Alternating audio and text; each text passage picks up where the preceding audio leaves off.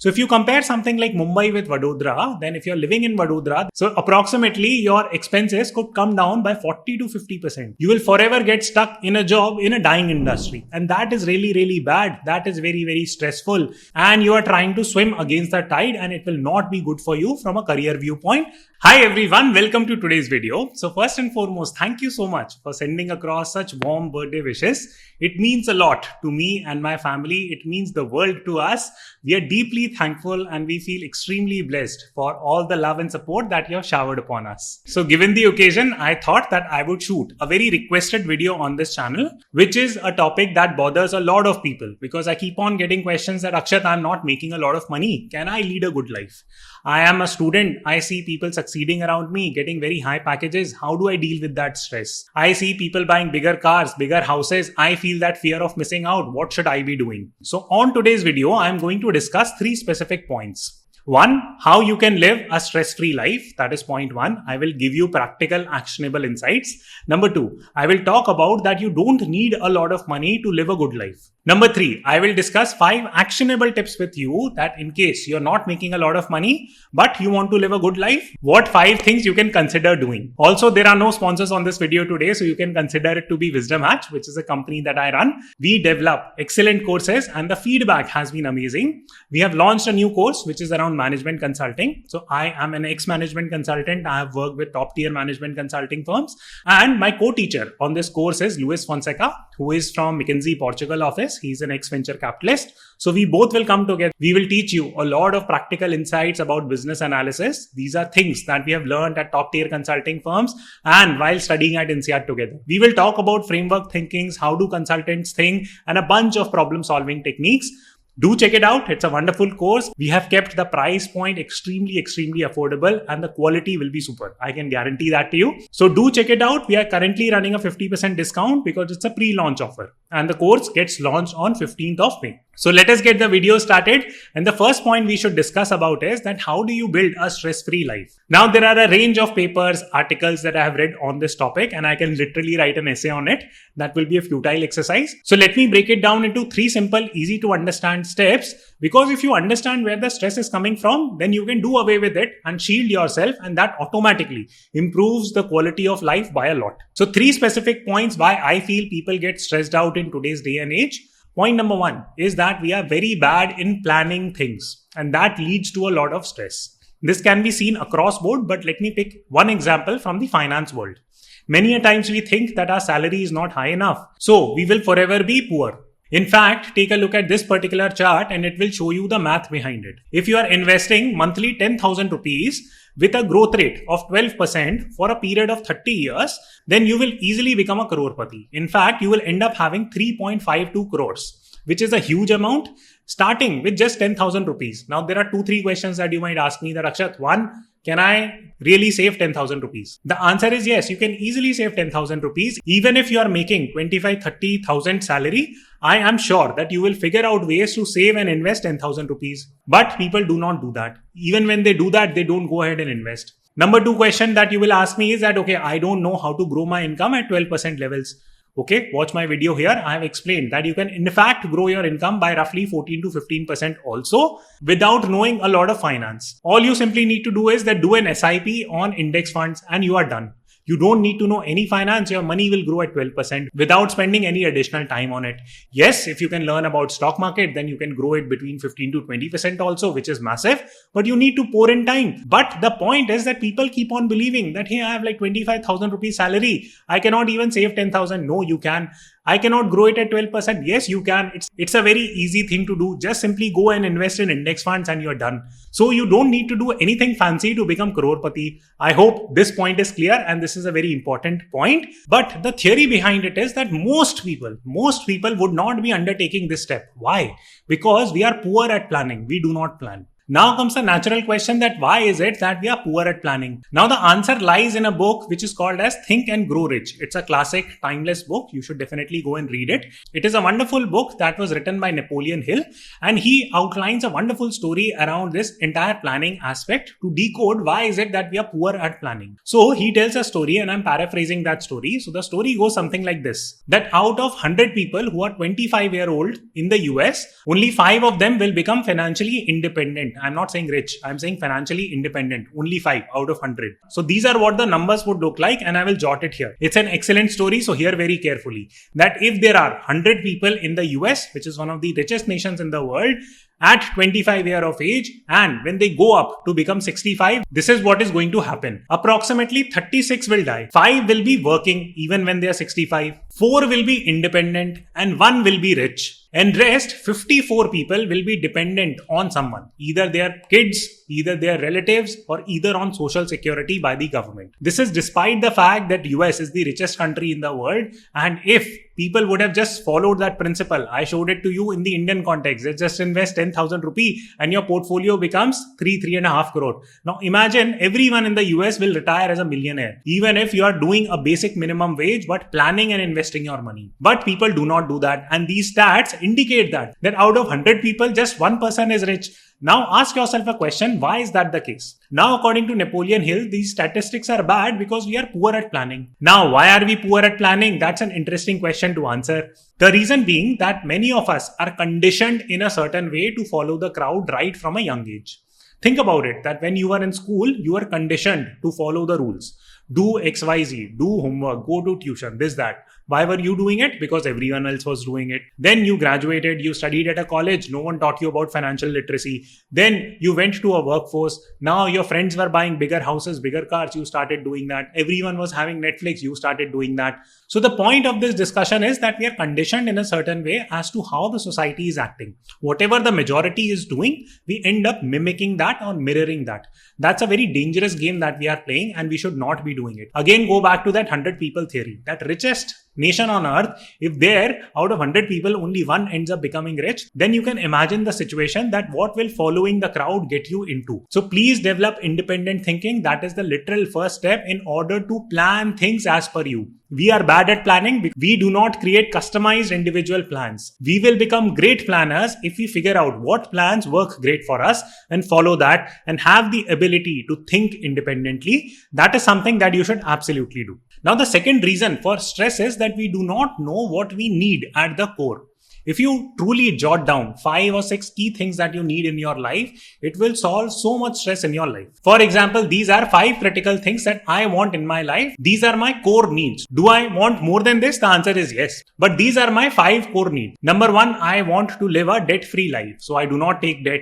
Number 2, I want to live a healthy lifestyle. So I incorporate little bit of exercise. I try to eat home-cooked meals, etc., etc. So this is a part of my healthy lifestyle. Number 3, I want sunshine in my house. So wherever I'm traveling, for example, I'm currently in Goa, so the villa that I have rented, it has like amazing sunshine. So I typically go to these spots where the sunshine is amazing. Number 4, I want a convenient and a quiet life where everything is available at a walking distance. This is one of the reasons why I plan not on living in metros at all. I do not want to settle in Delhi, Mumbai, Bangalore, these type of cities. I want to live in smaller cities where there is a lot of convenience yet not too much noise. Fifth and final point that I absolutely want is the control over my time. I want to be money rich and I want to be time rich. This is a concept that I will discuss further, but I hope you understand that these are my 5 specific core needs that I absolutely want, and I'm designing my life around it.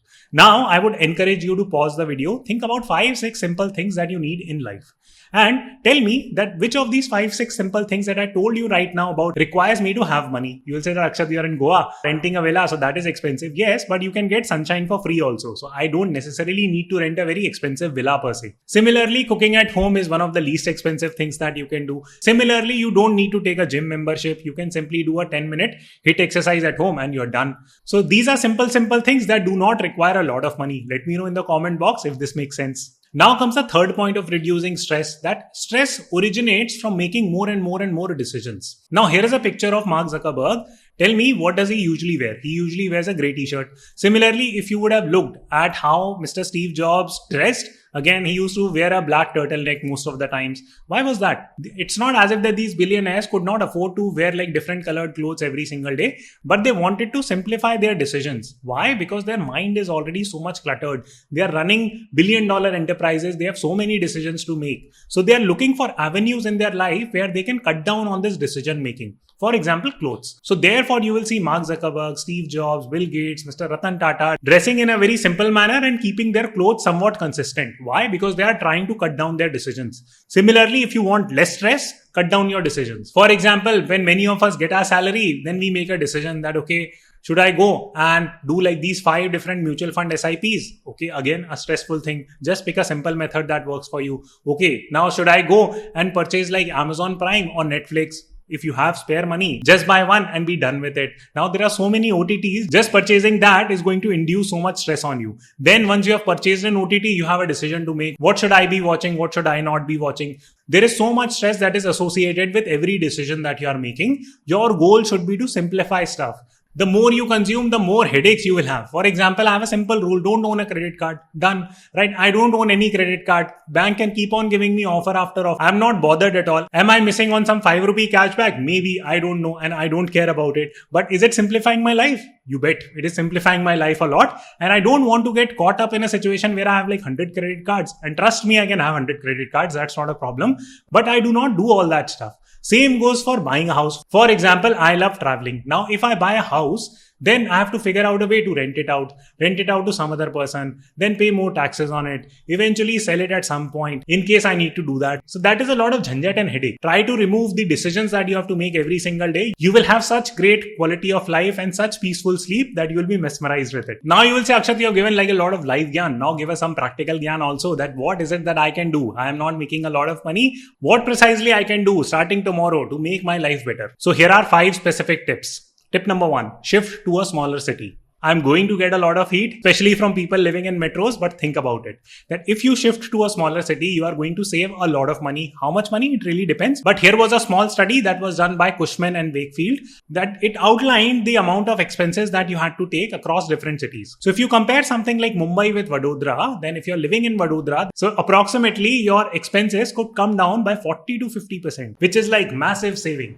But now you would ask that, Akshat, there are no jobs in like small cities. Okay. There are a lot of jobs. Why? Because now the work from home economy is picking up. A lot of companies are okay hiring you from work from home. If you are a freelancer, you can easily do that by living in a tier 2, tier 3 city. Not a problem. So it's not as if that this change will happen tomorrow, but the point is that you need to think about it. You need to explore some options depending on your career circumstances. But the point that I want to drive home here is very simple, that there are numerous options from work from home, startups coming up in tier 2, tier 3 city. Look for those type of opportunities. You don't need to be in a big city. It's a lot of hassle, lot of pressure, and after a point in your life, you should definitely consider moving to a smaller city. If nothing else, it saves insane amount of expenses that you might undertake. Now comes point number 2, that try to build a remote career or a virtual career. So here was a study that was done by ARC Innovation Fund. Now it points out to the fact that we were spending approximately 10% of our time online in 2010. People were spending only 10% of their time. By 2030, this online spending of time will go to approximately 60%. Now you can imagine that if the world is spending more of their time online, then where are most jobs going to come? You need to be good at tech. You need to understand basic tech. You need to understand how businesses are getting impacted through tech. This does not mean that you need to become a coder, but you need to be good in basic tech. For example, you must know how to use Google Docs. You must know how to use Excel. You must know how to use PowerPoint. You must be able to call up people and offer some kind of virtual support. So all this basic stuff also means working remotely. The important point is that unless you start thinking about and understanding these basic trends, you will not be able to grow in your career. You will forever get stuck in a job in a dying industry. And that is really, really bad. That is very, very stressful. And you are trying to swim against the tide, and it will not be good for you from a career viewpoint and will again induce a lot of stress. Now, the first 2 points that I spoke about, do you need to spend more money there? The answer is no. You don't need to spend more money by working remotely per se. So again, these are low cost options. Point number 3 is that you must invest in low commission products. A lot of time I get the question that, hey Akshat, should we pick like mutual fund A, mutual fund B, mutual fund C, this, that. And should I take like PMS service, portfolio management service? Just check a simple thing. Whichever company is offering you the least commission on mutual funds, please go and invest there. Similarly, if you're trying to pick any product, any investable product, and if the commissions are high, please do not buy that product. It is as simple and commonsensical as that. Because see, this is what is happening right now in the world, that there are a bunch of fintech companies that are coming up. They are all trying to sell you BNPL bhi le lo, this bhi le lo, that bhi le lo. And what are you imagining? Are they going to forever work for free? The answer is no. They will induce a habit in you that, okay, buy products from us, take this card, take that card. And they are going to make money from you, because if they are not making money, then how are they running their business? That's a simple logical argument that I'm trying to make with you. So simple advice is that A, please think whether you want to get into and be a part of such systems. For example, I have a very simple theory. Don't buy credit cards. Done. End of discussion. I don't even want to work there. If you still feel credit cards help you a lot, okay, fine. At least pick the ones where you're losing the least amount of commission. Same applies to mutual funds. Same apply to index funds. Same apply to any other instrument that you are picking. Look at the commissions. If you're not looking at the commissions, you're ruining your financial well-being, because when companies start charging 0.05% commission on something, it becomes a habit to you. So definitely be very mindful in terms of engaging with these commissions-based services. I'll say, Akshat, this sounds very scary. I will stop investing. Please don't do that, because inflation eats into your saving. So it is critical for you to invest. Just invest in instruments where the commissions are the least. That's the simple advice, and anyone can do it, whether you are investing 1,000 rupee, 10,000 rupee or 1 lakh rupee monthly. This is an aspect that you need to explore, especially if you're not making a lot of money. Now comes the fourth point, that if you're not making a lot of salary, then at least try to be time rich. Now I get so many messages. I read like so many posts on LinkedIn that, hey, we are a fast growing startup. We will be offering you like a stipend of 2,000 rupees per month. Please come and work for us 15 hours a day. That is idiotic stuff. Please don't do it. You're neither becoming money rich, you're neither becoming time rich. Please do not work for stipend. It is as simple as that. This is coming from me, a person who builds 0 to 1 startups very, very frequently. Now, why am I saying this? Because what happens is that if you own a lot of free time, that is, if you are time rich, then you can use your time productively to develop your skills, upskill yourself, take courses, take whatnot, and justify to a future recruiter that, hey, I have these set of skills. Or you can create your own portfolio, develop something of your own. What is needed here? If you are trying to upskill yourself, or if you are trying to build your own portfolio or create your own businesses, you require insane amount of time. If you have the time, you can improve your own productivity and command a higher per hour rate. But if you're destroying your time also, plus you're not getting any money also, then it becomes like a headache-oriented situation for you. Now you might say that, Akshat, I'm completely inexperienced. I'm a college-going student, so this theory does not apply to me because no one is anyways going to pay me a lot of money. But at least I'm getting some experience and I'm okay. I would say that, okay, that is fine. That is not a problem. If you are working for, let's say, 2-3 months with a startup, not getting paid much, it's cool, not a problem. Do it for experience if you're completely inexperienced, but apply Naval Ravikant's work like a lion theory. Now, work like a lion theory is a very interesting concept. What it says is that in the modern workforce, we should work like a lion. For example, there will be periods in your life when you have to literally sprint. When a lion gets up and is looking for some food, he will run very, very fast, catch that food, eat it, and rest for the entire day. So that is called as running and pausing. So similarly, consider your career as a series of mini sprints. Yes, there are occasions when you're not getting paid much. Fine, run 2-3 such sprints and be done with it. But don't make it a habit. I have seen so many students that they would do 10 internships for literally 2,000 rupees stipend. It doesn't make any sense. So please don't kill your wealth, which is the time wealth, like this. You should rather invest that time into growing yourself, improving your own productivity. Now comes the fifth and final point, that if you're not making a lot of money, then please complete your obligations first. That should be your primary goal, and then move on to other aspects of your life. Till the point you have not completed your obligations, be extremely frugal. You don't need Amazon Prime. You don't need Netflix. You don't need anything, right? Please focus on your work, excel at your work, upskill yourself and improve your earning potential. And whatever money that you are making, please use every single penny diligently. You don't need credit cards. You don't need BNPL. You don't need to take a loan to buy a car. You don't need to take an EMI to buy a house. Please don't stick your money in big ticket expenses, especially if they are not allowing you to improve your earning potential by a lot. This is a very important point. This is where a lot of people make mistakes. For example, the chances are that you might be 30 years old. You are looking to buy a house, but your salary is not too high. Please don't buy a house. I'm saying something highly controversial. Your parents might not end up liking me, but think about it this way. Are you truly obligated to buy a house? The answer is no. Yes, it might be inconvenient to a lot of people to shift houses, etc., etc. I get that. I'm not trying to argue with that on that. But think about it, that do you really need another obligation of EMI on your head? If you start taking EMI after EMI after EMI, especially when your salary is not too high or the growth prospects of your salary is not too high, you are putting you and your family at financial risk. This is the easiest sentence that I can use to you to explain this situation. Please do not take that peer pressure of buying a bigger car, taking BNPL, buying a house, all that stuff. It is simply pointless. Please improve on focusing your earning potential. If that is not growing for a few years, it's cool, not the end of the world. Please at least do not compound upon your obligations. So in summary, what I'm trying to tell you is that you do not need crazy amount of money to live a good life. You need to figure out what you want. You need to make better choices. You need to be an independent thinker. Please do not follow the crowd, because crowd is wrong. In fact, the crowd is horribly wrong. So if you want to do well in life, please start taking independent, thoughtful decisions, because it dictates your financial well-being and also your stress levels associated with your life. I hope you enjoyed the video. I will see you tomorrow.